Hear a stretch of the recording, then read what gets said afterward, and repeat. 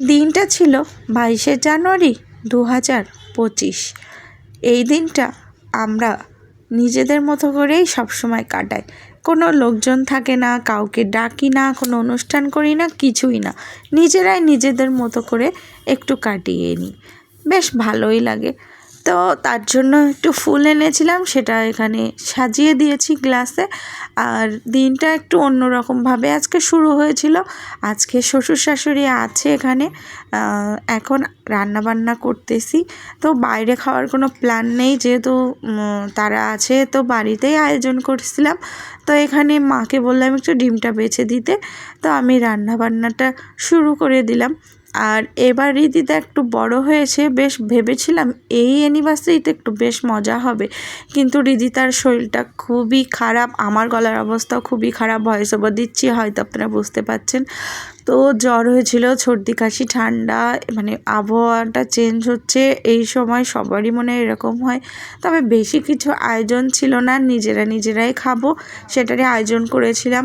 একটু ডিম রান্না করেছি, মাংস করেছি, পাবদা মাছ, আর একটু পোলাও করেছি। তো সব কিছু মানে দেখাবো সাজিয়ে গুছিয়ে, সেটা আর হয়ে উঠেছিল না।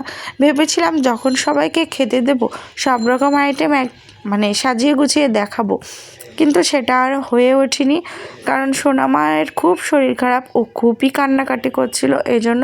তো প্রতিবার আমরা মন্দিরে পূজা দিতে যাই, তো এবারও আমরা পূজা দিতে গেছিলাম, কিন্তু সেটা সন্ধ্যার পরে।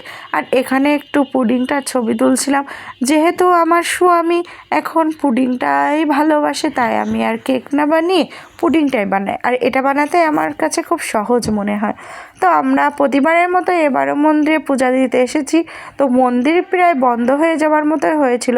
যাই হোক, আজকে মানে ঠাকুরের ইচ্ছাই আর কি পূজা দিতে পারলাম, নাহলে আর একটু দেরি হলে আজকে আর পূজাটা দেওয়াই হতো না। তো তারপরে আবার বাসায় চলে আসলাম।